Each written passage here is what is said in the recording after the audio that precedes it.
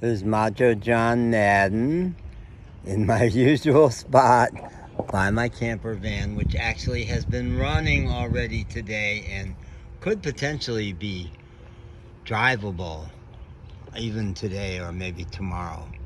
I did find out today, or remembered that having switched my Social Security check deposit to PayPal, who use Wells Fargo Bank, they get you your Social Security money early. They're one of, I think, a few banks that pay you with their own money 1 or 2 or 3 or even 5 days before you usually would get your check, just as a way of keeping you happy. So this is the first month I've been back with them. I used to have it through them. And so I could have my check could potentially today, but it hasn't come today and it won't. But very easily by the 1st instead of the 3rd, so that's good. So I could pay a mechanic earlier and not get on the road because I've got to stick around here. My PayPal card is not working very well, and they're sending me a replacement that won't get here until the 7th earliest or the 14th. But if the car is running, I could go back up to Los Troncones, Parque Ecologico up in the mountains there, or I could run further down south in the mountains. I've discovered where there's trailheads a mile down there. So I could do stuff like that and just stay around Victoria still. I feel like I've gotten, I've said for a long time that it takes a community to keep my life moving ahead. I gladly accept all kinds of support. I didn't used to be that way. One real benefit of my sex abuse memories coming back and smashing my life apart in my early 40s was I'd been kind of cocky before then, pretty self-confident. I used to even say when I was a road warrior for AT&T, I used to claim that I ate stress for breakfast. Well, it is true that I could handle a level of stress back then that I sure could not now, or would even consider jumping on planes several times a week and stuff. But that was missing the point.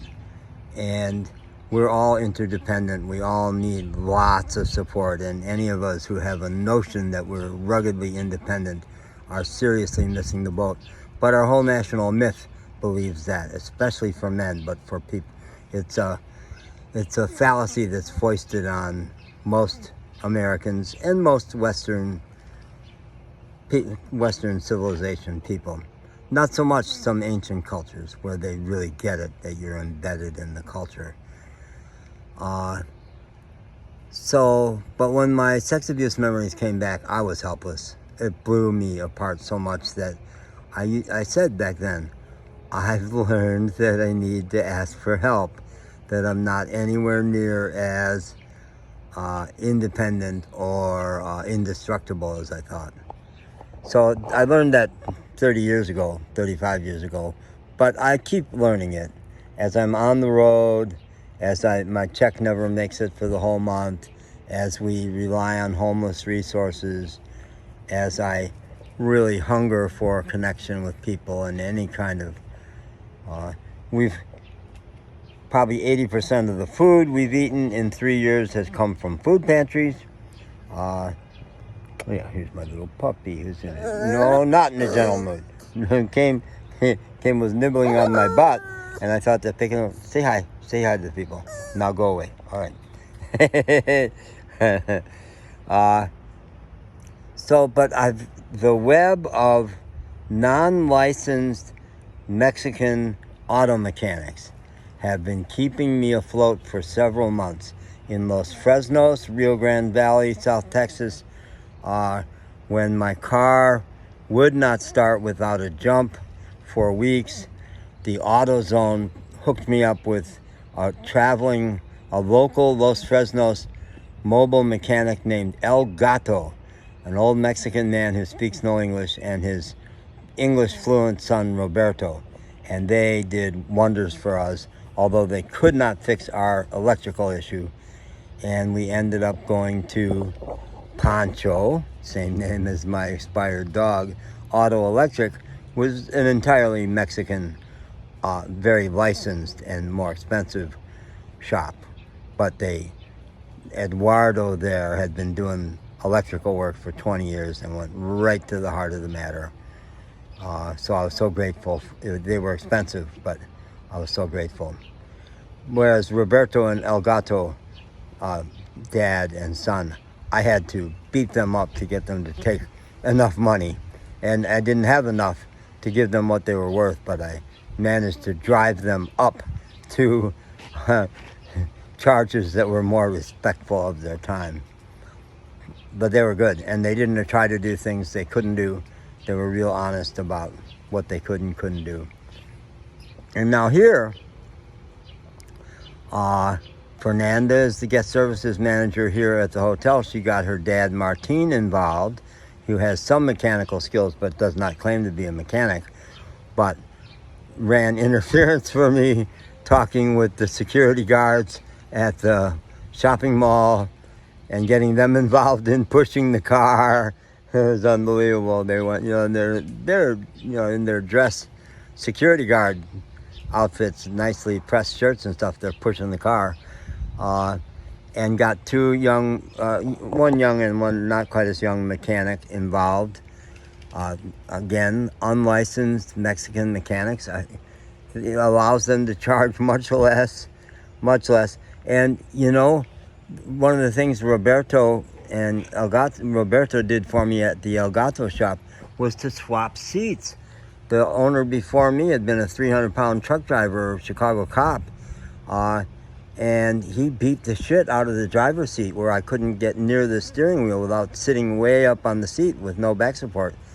And he swapped seats for us. Now, if he had been a licensed shop, those seat belts would have had to work. And there's no way to swap those seats and have the seat belts work. And I said, well, I haven't used them for 3 years anyway. My seatbelt policy is, if you want seatbelts in my car, feel free, knock yourself out. You fucking find them, okay? It's my policy. And it's one more law that's built around worst case scenario. I know some lives are saved by them, but oh my God, I hate them. And most people hate them. And I think there's a lot of evidence that in many cases, people end up better off from an accident if they weren't in a seatbelt.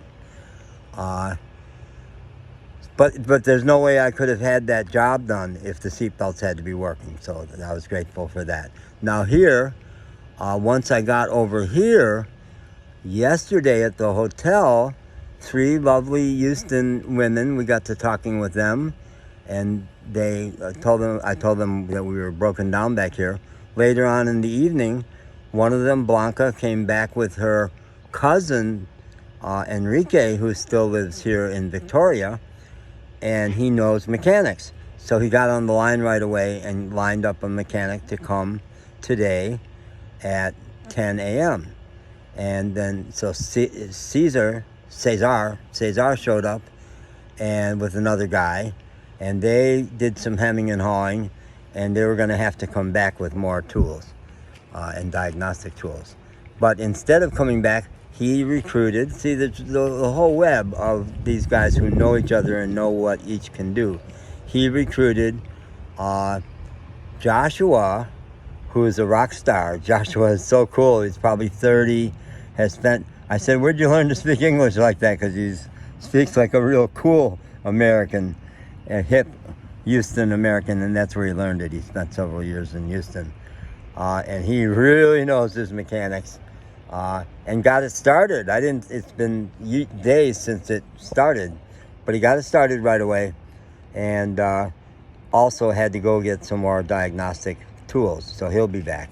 But I'm in really good hands now, and I bet it's going to be, I'll try to make sure that when I get my check in 2 or 3 or 4 days, that I pay him what he's worth. But I probably won't be able to pay him what he's worth because he knows his stuff. And he wouldn't even consider charging like $125 an hour for labor, which is probably what he's worth. And he's also fun. He's a lot of fun to hang out with. Great. And to work with, leaning over. In Appalachia, I learned the joys of leaning over an engine and talking about it. And I got a chance to do that with Joshua today. All right, bye.